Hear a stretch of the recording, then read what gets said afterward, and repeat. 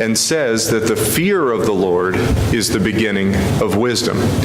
So if I want to reject foolishness and come to wisdom, that requires not only that I believe in God, but that I go the additional step to a healthy, and appropriate, and right fear of the Lord. It requires fear of the Lord. And by the way, the passage says the fear of the Lord, and I remember Gene pointing this out, Gene West. He said the fear of the Lord is the beginning of wisdom. That's where we get on the train. That's where we start to be wise, is when we come to an appropriate, healthy fear of God. I want to pick up last week where we left off.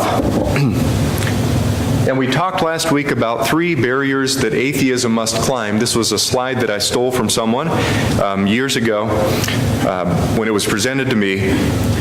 But I think it's a helpful slide because it gives us a way to orient a conversation with friends and neighbors as we talk about atheism, as we talk about, in particular, evolution, as we will today. There are 3 barriers that atheism must climb and get over, and they are these. Atheism must explain why there is something rather than nothing, and how it is that something resulted from nothing. It must explain how it is that life came about, organization necessary for life, from non-life, from non-living things. And finally, it has to explain how that simple life became complex life, how it somehow developed into what we see around us today. It's this third point that brings out the notion of evolution. That is, how could simple life produce complex life? We're going to say it again in a minute, but evolution only endeavors to explain how life could develop from pre-existing life. That is, how more complex life could come about from pre-existing life. It does not make any attempt to explain the origin of life. Evolution can only work, supposedly, on pre-existing life forms that are already self-replicating. So it says nothing about the development of life from non-living matter. But briefly, let's summarize what we said last time. What we worked our way through was basically the following. And we're asking as we go through this summary and through these ideas whether evolution is adequate as an explanation. Is it sufficient to explain the things that it sets out to explain? In the first place, we said that the theory of evolution is atheism's response to teleology. No one, Christian or atheist or non-Christian theist, whatever camp you fall into, no one can deny that there is tremendous complexity and organization in the realm of life in particular. No one can deny it. And so on atheism, the response that's put forward is the theory of evolution. Somehow, life got going at the beginning. We can imagine that as, or they imagine that as a small step to get single cellular life, and then evolution took over and produced all of the variety and creativity and complexity that we see in the living realm today. So the theory of evolution is, you might say, atheism's response or explanation of teleology. A famous scientist has said Darwin made it possible to be an intellectually fulfilled atheist. This is actually the second half of a quote. The first part says something like atheism was perhaps logically tenable before Darwin, but Darwin came along and made it possible not just to logically hold to the possibility of atheism, but now to be an intellectually fulfilled atheist. That is, you can be scientifically oriented. You can consider yourself an intellectual person and be, at the same time, an atheist. Secondly, we said, the theory of evolution did not begin with Charles Darwin, and I think that's an important point to recognize. We actually went back historically to the book of Genesis, and we talked about the idea that atheism for a while after the creation would have been literally impossible. how several generations would have had to have passed before anyone could even begin to deny the existence of God. Why? Because those alive at the beginning were in intimate communion with God himself. And so God was directly accessible, directly available to them, and so his existence could not have been denied. At some point, though, that changed, and men began to question God. I wonder if before we get to the point in Genesis chapter 5 where men had begun to call on the name of the Lord, if maybe that had already happened, if people had begun to doubt the existence of God, and maybe even tried to come up with some sort of naturalistic explanation for their own existence, even that early in the history of mankind. But the theory certainly did not begin with Charles Darwin, and we talked about several scientists dating back to the 540s BC who recorded statements that look a lot like what we call the theory of evolution. It certainly did not begin with Charles Darwin. There's a book by a man named Benjamin Weicker called The Darwin Myth that exposes a lot of the mythology that has developed and been promoted around Charles Darwin. And if you're interested, I encourage you to grab that book and take a look at it. The definition we came up with for evolution, we recognize that it is loosely defined, and lots of things fall under the heading of evolution, which the word itself, of course, just means change. The definition we came to was the following: the undirected process by which all living things are thought to have developed and diversified from the first living thing. And there's a lot there in that definition. Probably more than anything else, though, we should emphasize that it is an undirected process, as we think about whether or not it is an adequate theory to explain what it's supposed to explain. The mechanisms of the theory of evolution are only available once life exists. We pointed that out already. Natural selection acting on mutation, random variation and mutation can only occur once there is something reproducing itself. And so life is a prerequisite for the theory of evolution. And finally, we recognize that every marvel of the physical realm of life has to be explained by the theory of evolution. There can be no exceptions. If there is a single exception, a single physical exception to what can be explained by random processes and subsequent natural selection acting on them, then evolution is not sufficient as an explanation for life. A single exception would certainly undo it. So we talked about then the mechanisms of evolution. We'll quickly go through this and get into new material. The mechanism of evolution is essentially selection acting on variation. So there is variability as we go from one generation to the next. And then among those competing options, especially if there's competition for food resources and other resources, the most fit organism will be selected from among its compadres. And so there will be a selection that comes from the variation. In a little more detail, what happens, supposedly, is that mutation occurs in the DNA of a reproductive cell. So the reproductive cell is important here because it's in those cells that traits and mutations will be passed on to progeny. So mutation has to occur in a reproductive cell. That's a change, you might say, in the genetic code that is contained in the DNA. So mutation appears accidentally, in an undirected way, without intention. It simply makes a copying error. Secondly, the new organism is born with this variant set of DNA. So its genetic information is different from that of its parent DNA, or its parent's DNA. So the new organism is a variant, variation, mutant, whatever you want to call it. It has a different set of instructions. Those instructions then inform how the organism will be built and what it will look like. It will, because it has a different set of instructions, be built differently.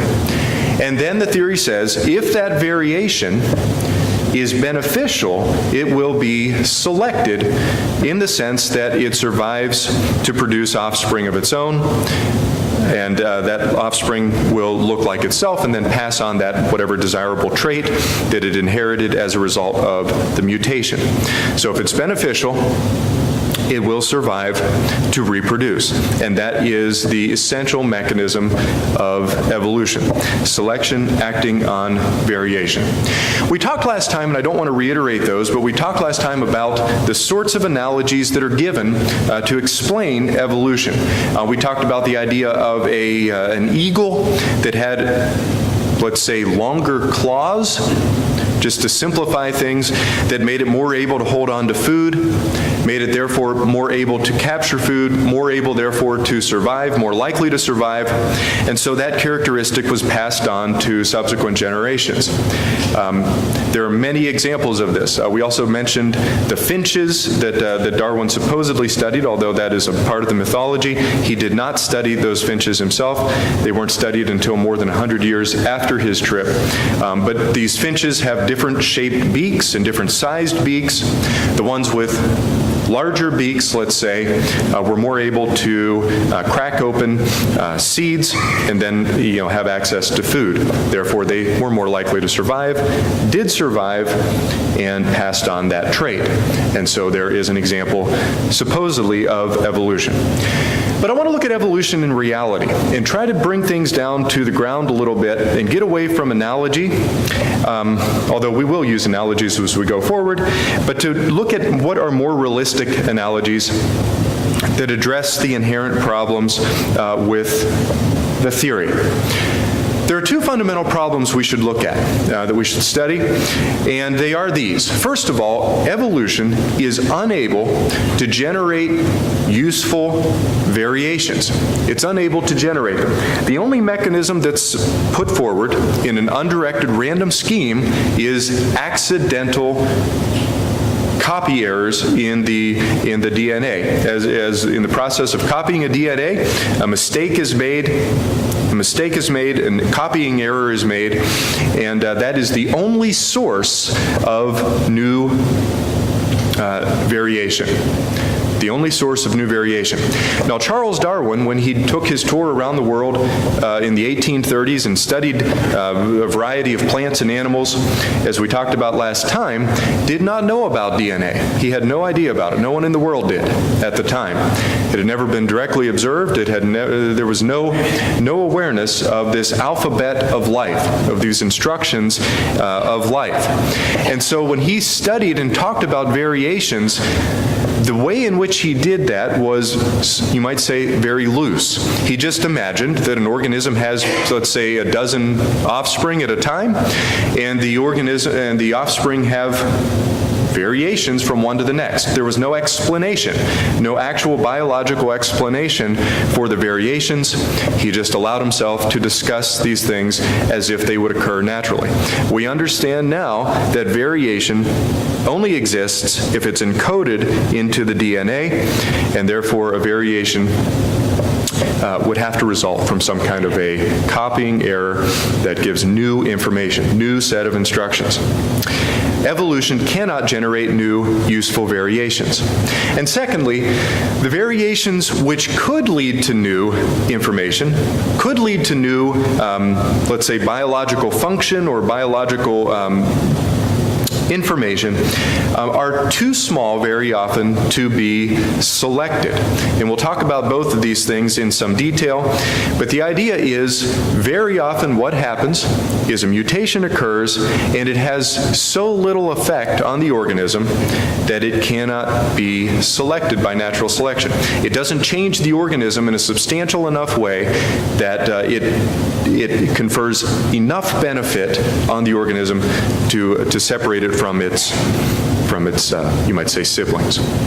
So there are two things going on here. First of all, we cannot generate new useful variations, and secondly, the variations that do appear, the mutations that do appear, are not selectable. They cannot be reached by natural selection.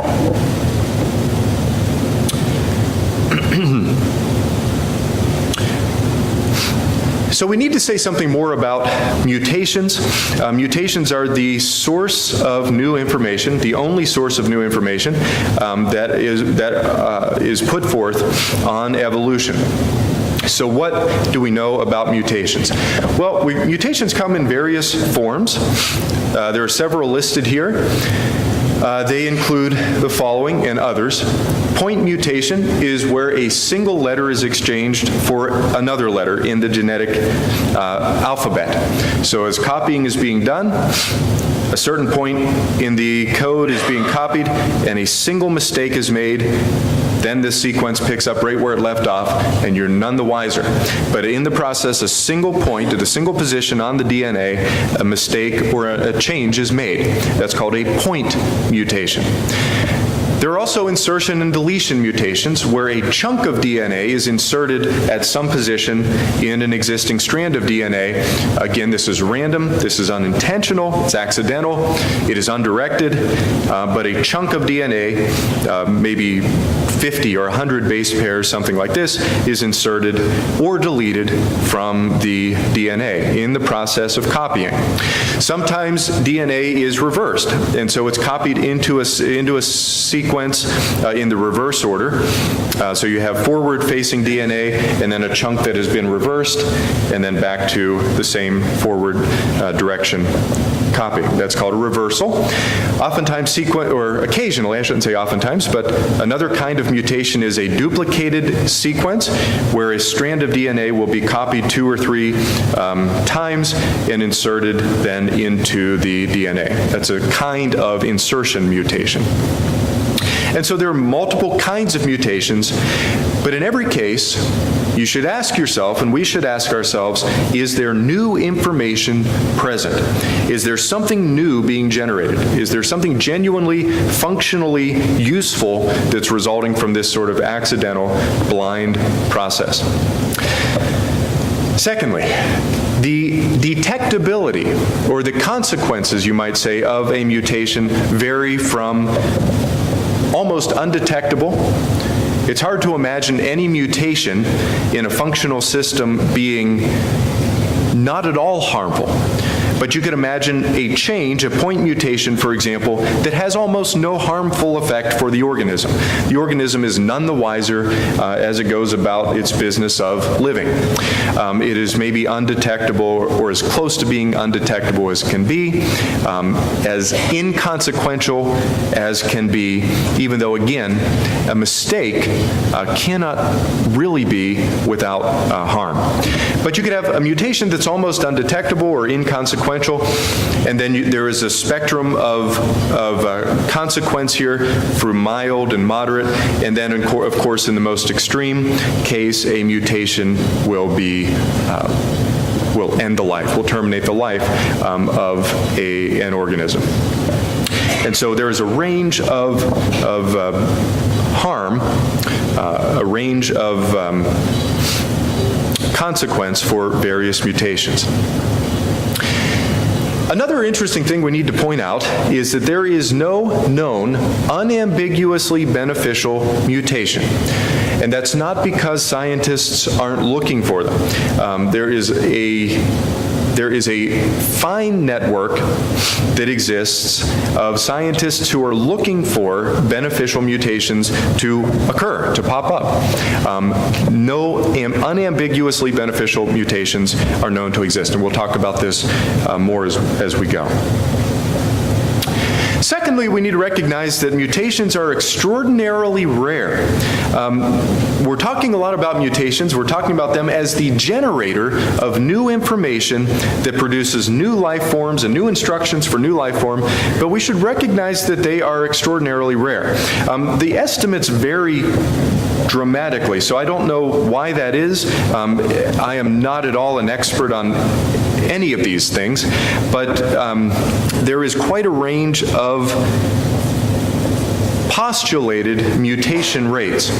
One suggestion from 2009 and published in Nature, which is which is a very high, considered to be a high-quality journal. 1 in 30 million base pair copies will be a mistake, an error. So you might have a point mutation out of 30 million letters in this alphabet as it's being copied, a single mistake. Other estimates are 1 in 100 million. I've seen estimates as high as 1 in 10 billion. 1 in 10 billion. And so estimates are all over the place, but at any rate, they are extraordinarily rare. So think about that just on the surface.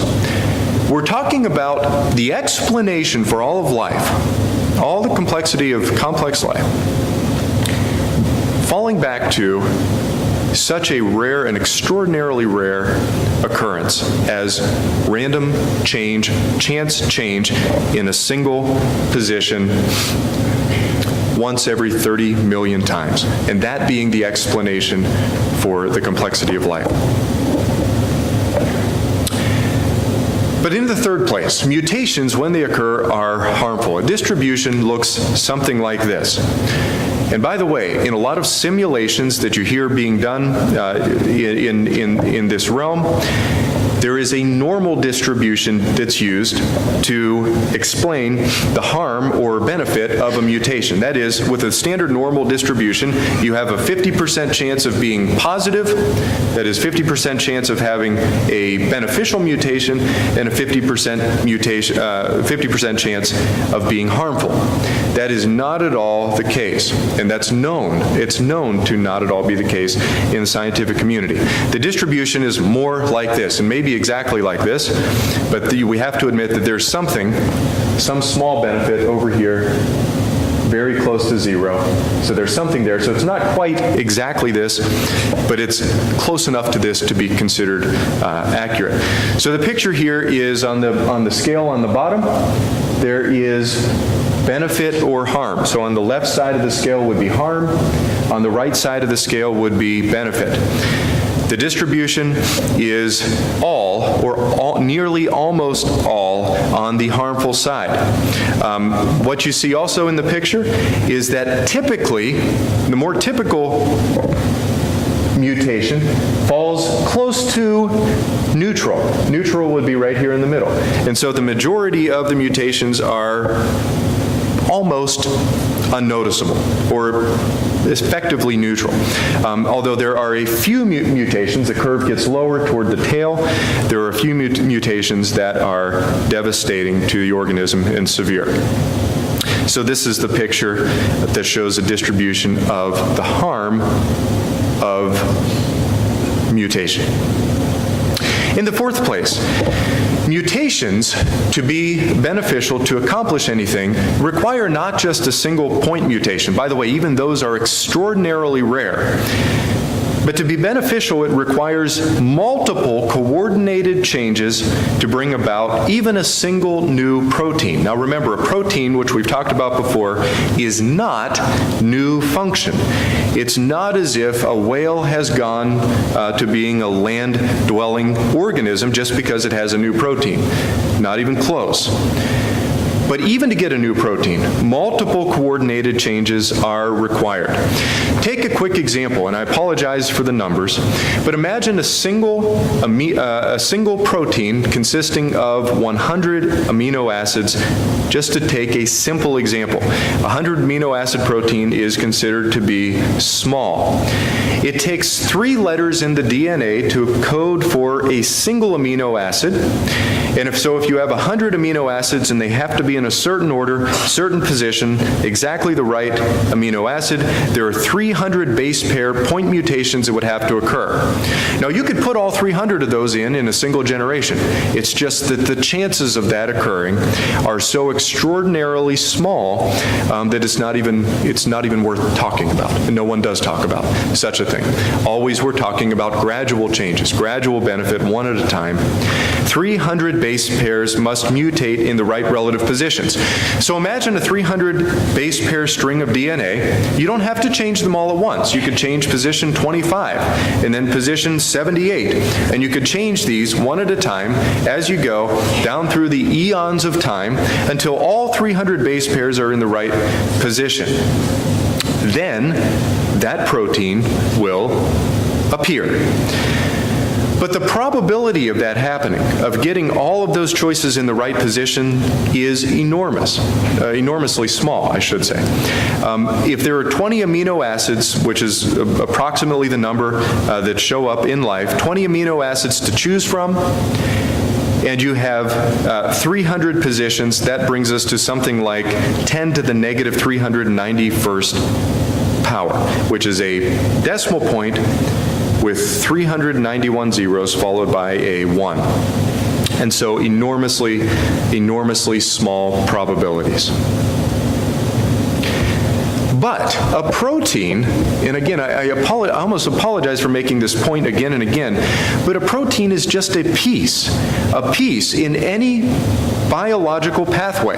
A protein may be coordinating one of the arrows in a diagram like this.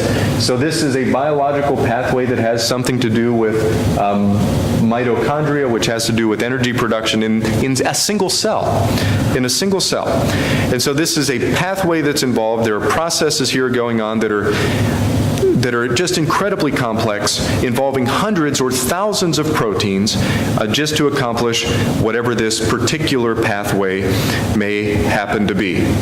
And so the level of coordination required here is staggering. It's just staggering. But we can only be interested in, we're only interested in good mutations. So we've talked about the distribution of mutations, how they are almost always deleterious, almost always harmful.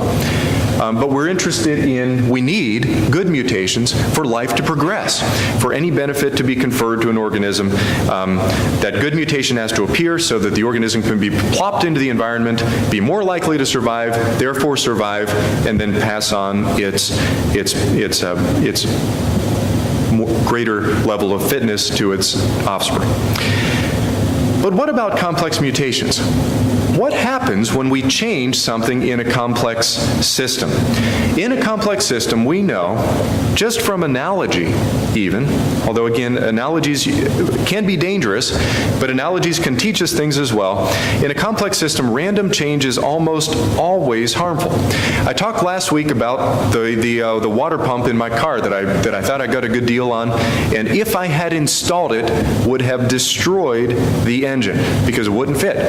It just wouldn't fit. And dozens of variables were correct on the water pump, but a single change, a single mistake, made it altogether worthless and ineffective. But take a book. How likely is it that if you take a book which involves words and paragraphs and sentence structure and grammatical structure and organization into chapters and so forth, and you randomly change, or I randomly change letters in that book. Maybe I take the third chapter and duplicate it and have chapter 3 and then 3 prime and then 4, just an identical copy of chapter 3. Does that improve the quality or the readability? Whatever your notion of natural selection is there, does it improve the likelihood of the book to sell? Does it improve the quality of the read, the impact that the book has on you as you read it? Does it improve any of these things if we make random changes to a book? Does a computer program benefit if we make a random change to the code of the program? If you've done any computer programming at all, you know how delicate and how sensitive these things are, even to the case of a letter. If a letter is capitalized when it should be lowercase, the computer has no idea what you are talking about and will send an error. What about a mousetrap? If you make a change, a random change to a mousetrap, which you might say is a simple organism, and Michael Behe talks about the mousetrap in his book, Darwin's Black Box. The mousetrap, he says, is irreducibly complex in the sense that if you make a single change to a mousetrap, to any of the features of a mousetrap, its function is destroyed.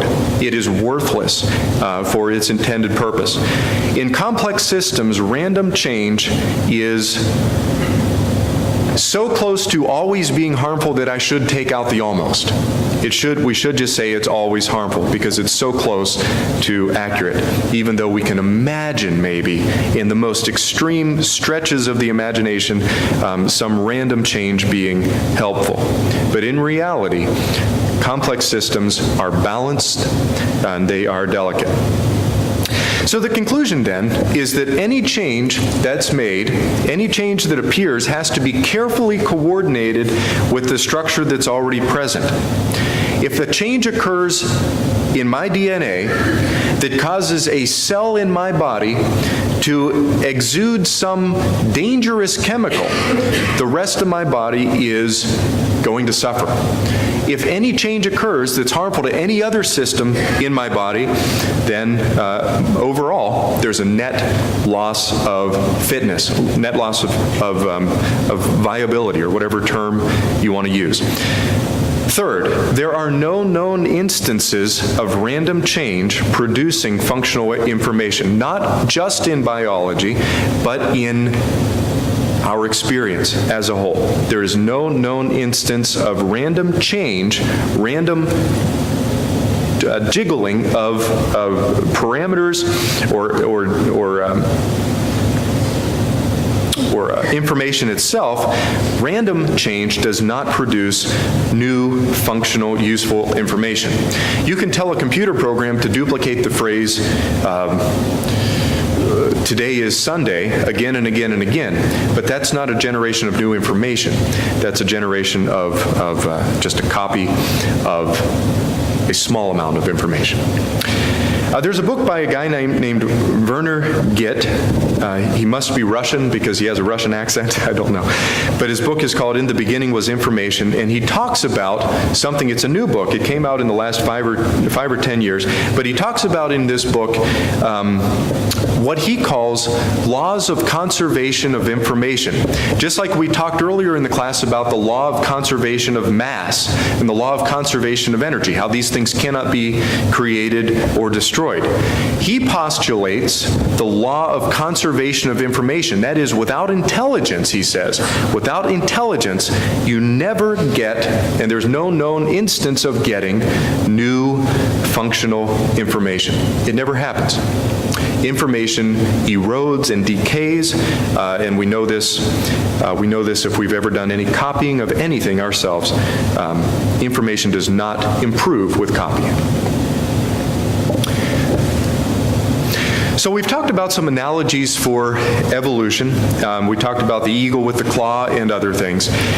I want to give what I think is a better analogy. This is not mine. It came from a man named John Sanford, who used to be a biologist, a geneticist at Cornell University. He was an evolutionist, and then he, after studying what he calls the primary axiom, which is another word for the theory of evolution, it's his term, the primary axiom he calls it. After studying it in some detail, and after his work with genetics, he realized that it cannot be possible. It cannot be the case that new information results from blind, random processes. And he gave the following analogy. He said, imagine making a wagon, like a little red flyer wagon with a handle on it. It has 4 wheels, a place to ride or to put things in, and you can pull it along. It steers. It has some kind of a pivot in the front so that it can be steered. But imagine that you want to improve on that wagon in the following way. You take an instruction manual that has instructions for producing the wagon, and then you make random changes to that instruction manual, and then feed that manual into a machine that copies blindly, and I'm sorry, what I mean to say is feed it into a machine that reproduces blindly according to those instructions. So you take a set of instructions, make random changes, accidental changes, copy errors, and then take that new set of instructions, put it into a machine that produces a new wagon according exactly to your new instructions. So a machine takes instructions, produces a wagon exactly according to those instructions, even if they're absurd, even if a copying error has deleted a whole section, okay? So the machine does its best to produce the wagon according to the instructions, and then you put it on the market to sell. And this is the parallel notion to natural selection. So we make a mutation in the instructions, produce something according to the instructions, and then put it out on the market and see if it sells. If it sells better, then we're going to make more of those wagons. And so that wagon's instructions will show up and start to maybe attain a greater market share of the wagons that are available. And then those instructions will be duplicated again, and potentially errors will be made in the copying process, and so that new wagons can be produced. Okay? But remember, the requirement here, and this is what is elusive to a lot of people, I think, a lot of people who think about these things, is that when the copying is done, the process is random, it is non-intelligent, it is arbitrary, it is accidental change that is made along the way. There is no direction, there is no design. And you think back to this idea of 300 base pairs that need to be put, say, in a certain order to produce a new protein. When a single change is made in that 300 base pair process, you cannot know that you're on your way to success. You cannot know that that new change is a positive change. You only know that it's a change. You cannot look ahead to the eventual 300 base pair change that's desired. You can only go a step at a time. You can only go randomly and blindly into the future. That's hard for intelligent beings, I think, to wrap our minds around, the notion of pure randomness. What do you expect with such a wagon? Do you expect the wagon gets better? Do you expect it improves?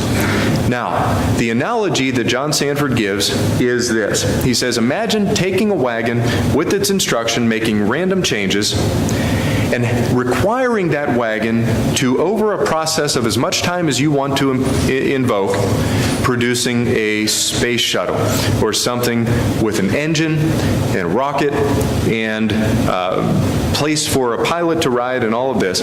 Imagine such a change.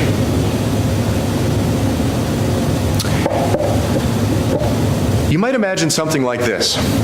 So there's a wagon that exists, and it has instructions for producing it.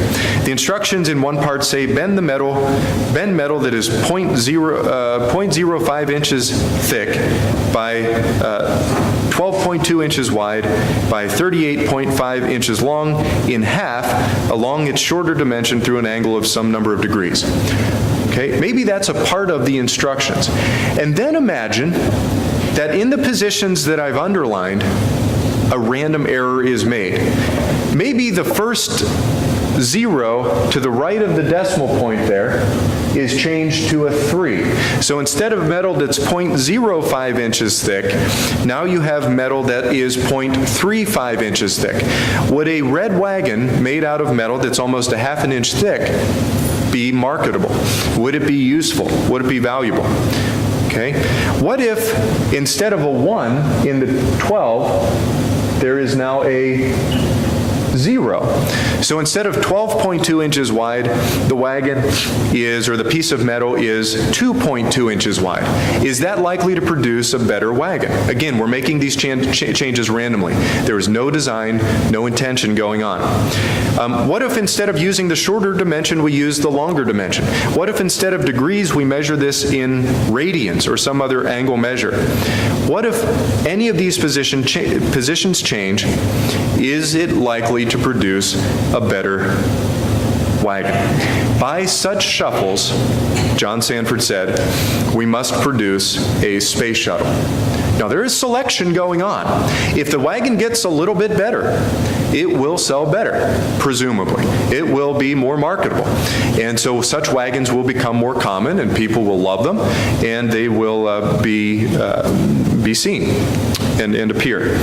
But is such a process reasonably capable of going from something like a wagon to something like a motorcycle or an automobile or something like this? We're almost out of time. I want to look at a couple of objections. First of all, there's the objection of similarity. Folks say, someone will say, because there is similarity in organisms, say between human beings and primates, monkeys, such things, because of this similarity, that implies a developmental relationship. And we're out of time, so we'll have to pick up with this next time. Let's suffice to say now that similarity could just as likely be explained by a common designer who is interested in using similar designs for similar purposes. Thank you for your attention.